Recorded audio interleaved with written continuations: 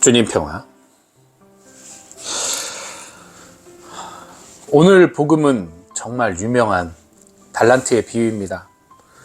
너무도 많은 이야기들을 여러분들 들으셨을 거예요. 저도 이 이야기 갖고 참 여러 가지 방면에서 성찰을 하고 묵상을 나누곤 했는데요. 오늘은 여기에서 좀 또 색다른 것을 또 발견을 했어요. 우선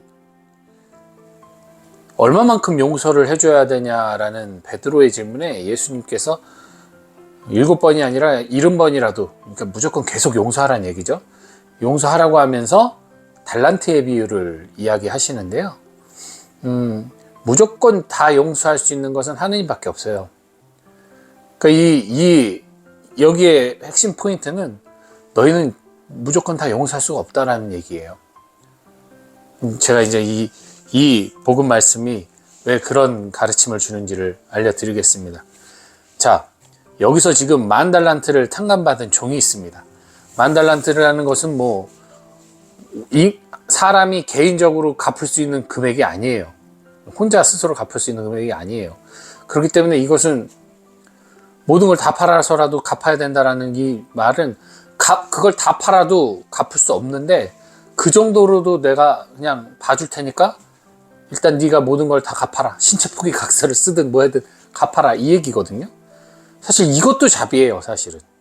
근데 이 종은 얘기합니다. 마치 그 영화나 드라마에서 보면 사채빚 끌어다 쓴 사람들이 빚 갚으라고 딱 그러면 일주일만 시간 주십시오 그러잖아요. 막 그럼 갚겠습니다. 근데 그렇게 말하는 사람 치고 갚을 수 있는 사람이 있던가요? 없어요. 못 갚는데도 불구하고 본인은 그 어떤 유예 기간을 가지면 갚을 수 있다라고 본인 혼자 희망하고 생각을 하는 거예요. 사실은 못 갚아요. 그러니까 사채업이 그렇게 발달할 수 있는 거죠. 갚을 수 있는 거였으면 사채업이 됐겠습니까? 다 갚는데 못 갚게 만들어 놓은 구조고, 실제로 갚을 수 없음에도 불구하고 사람들은 그 일주일을 연장하기 위해, 그 한 달을 연장하기 위해, 잠시간의 유예를 갖기 위해 무던히도 애를 쓴다는 거죠. 이 시간은 어떻습니까? 끝이 납니다. 그 얘기는 뭐예요? 그 시간이 끝나면 내 몸이 잘리든 내 목이 잘리든 내 모든 것을 빼앗기든, 그때는 내가 주도권이 없는 완전한 상대방의 주도권 안에서 모든 것을 다 뺏기는 거죠. 죽음이에요. 끝이에요. 이게 우리의 삶입니다. 우리가 어떻게든 빚을 갚으려고 하지만 못 갚는다는 얘기예요.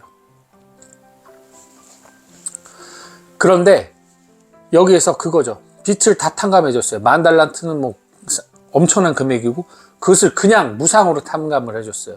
이 얘기는 뭡니까? 바로 우리 신앙인을 얘기하는 거예요. 세례를 받고 원죄를 용서받으면서 이제 고해성사나 우리는 그걸 통해서 끊임없이 당신이 우리의 모든 죄를 탕감해 줬음을 우리는 계속 기억하고 살고 있어요. 고해성사는 이미 용서받은 우리가 새롭게 죄를 지은 것을 용서하는 게 아니에요.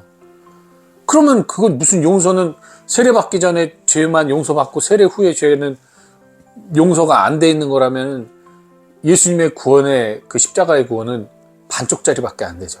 예수님의 구원은 우리 인간의 모든 인생에, 한 사람의 인생 전반에 걸친 죄를 모두 탕감해 주는 거거든요.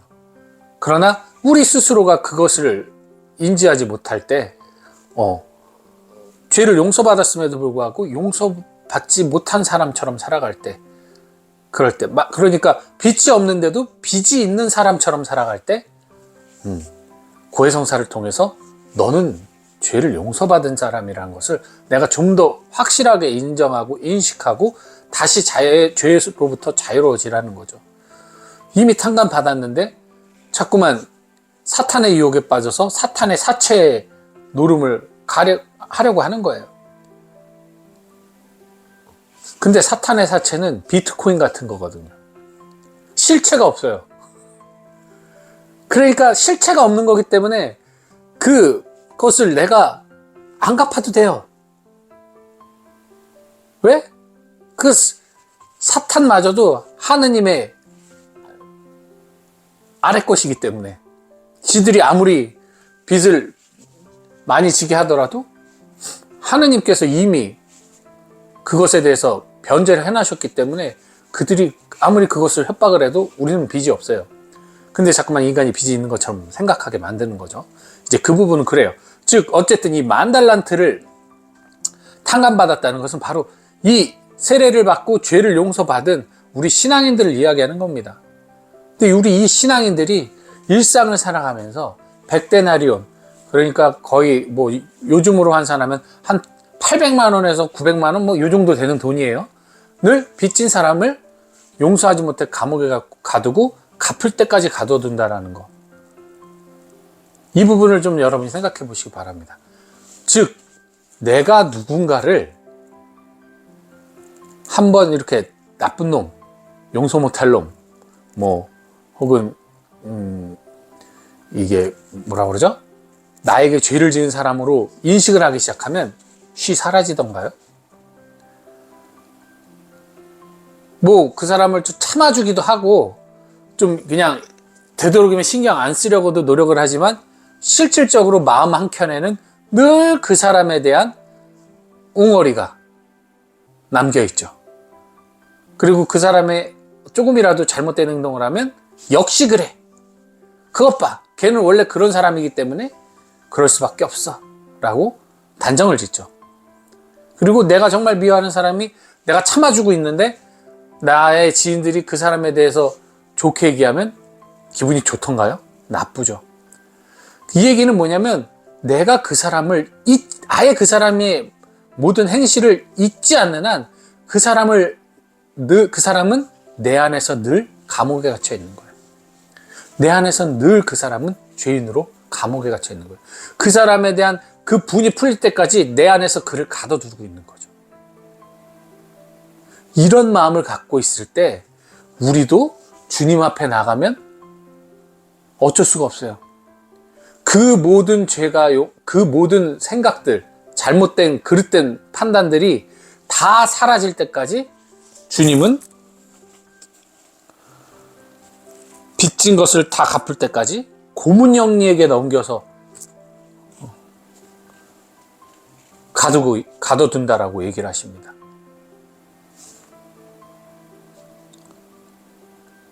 뭐가 생각나세요?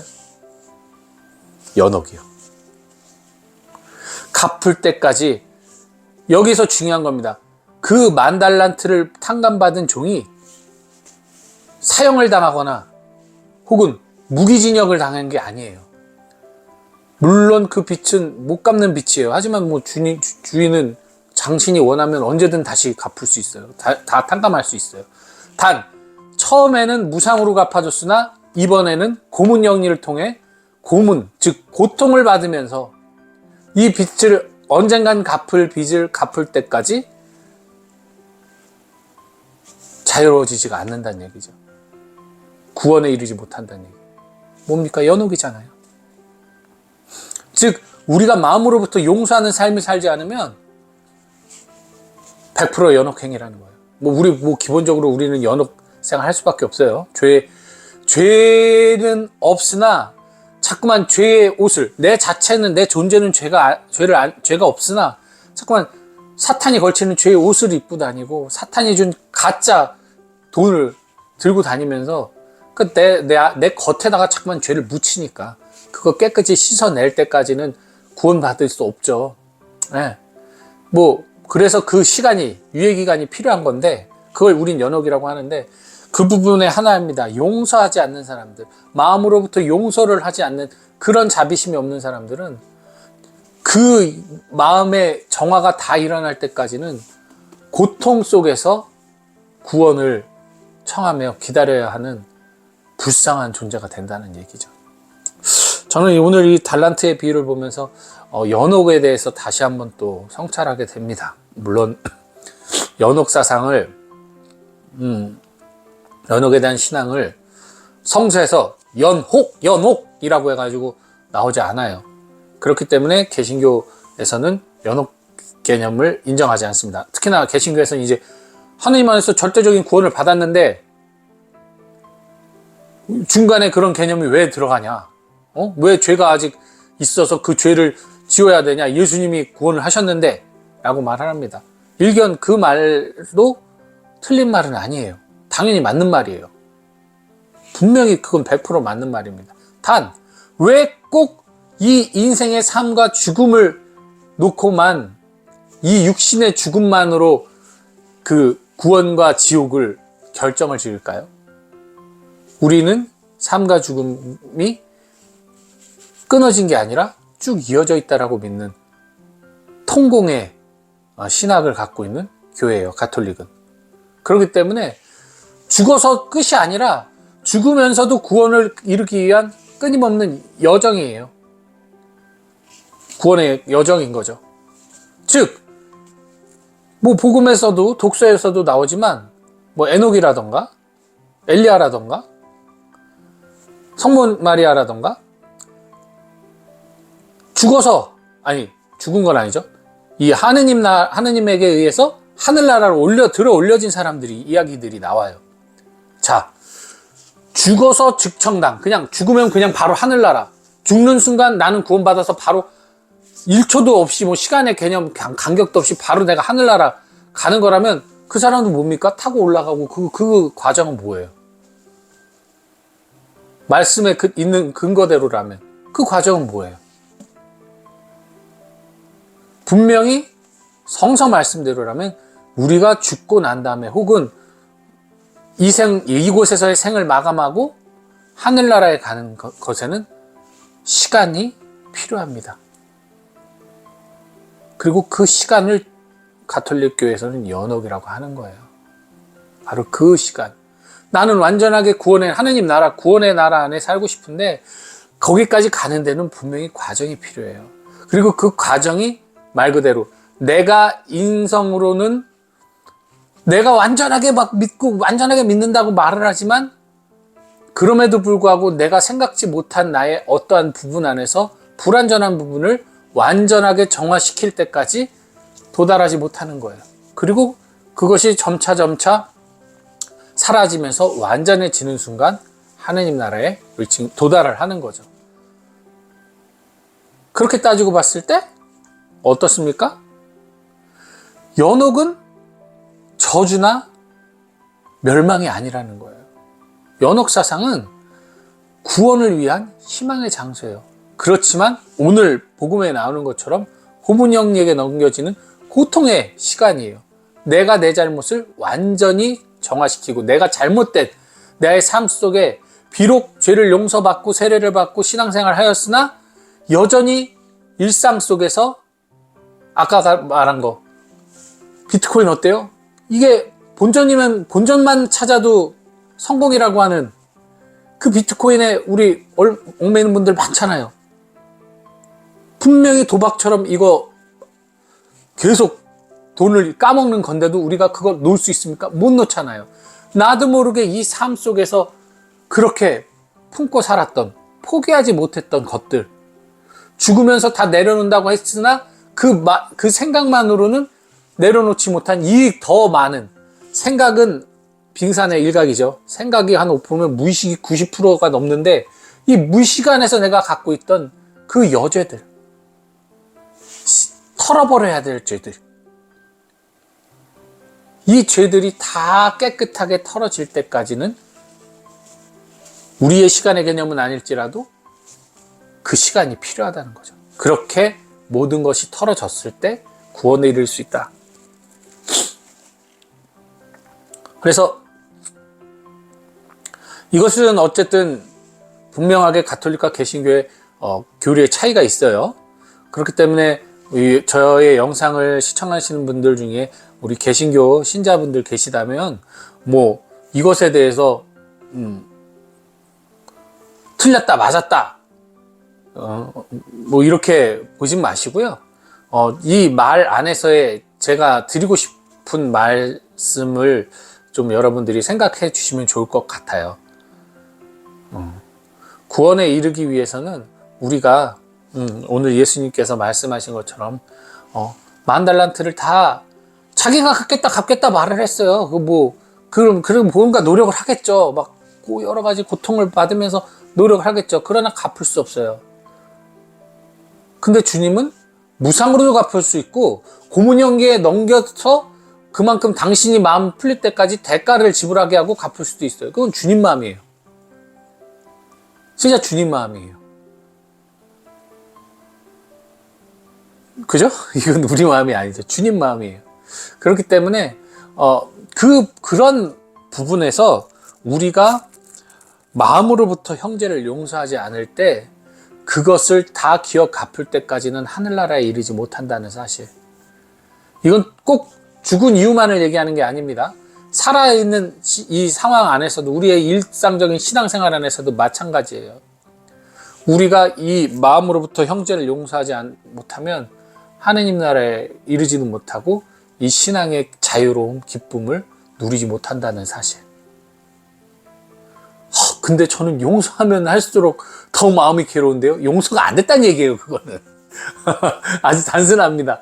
난 용서한다고 했는데 막 더 마음이 막 화가 나고 괴롭고 저 사람 하는 모습 보면 힘들고 용서가 안 된 거예요, 그거는. 용서하고 싶은 마음, 생각은 드나 내 마음이 동의하지 못한다는 얘기죠. 진짜 용서하면 자유로워져요.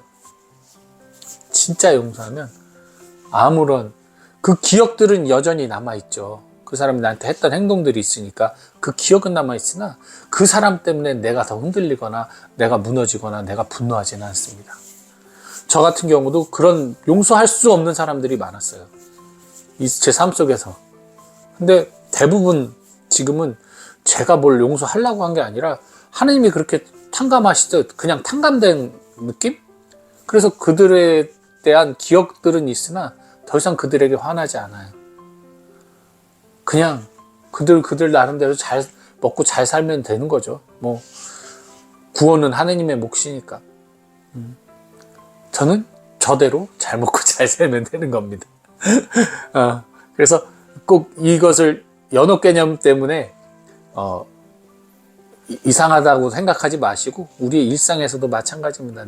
내 진정한 용서가 이루어지지 않으면 우린 이 일상 자체가 탕감받았던 죄를 다시 짊어지고 고문형리 안에서 고통을 받으면서 살아가는 그러한 지옥의 삶을 살 수밖에 없다라는 거 기억하시고 오늘도 자비하신 하느님께서 그러하셨듯 우리도 이 사순식이 특별히 자비에 대해서 더욱 성찰하시면서 하루 보내시면 좋겠습니다.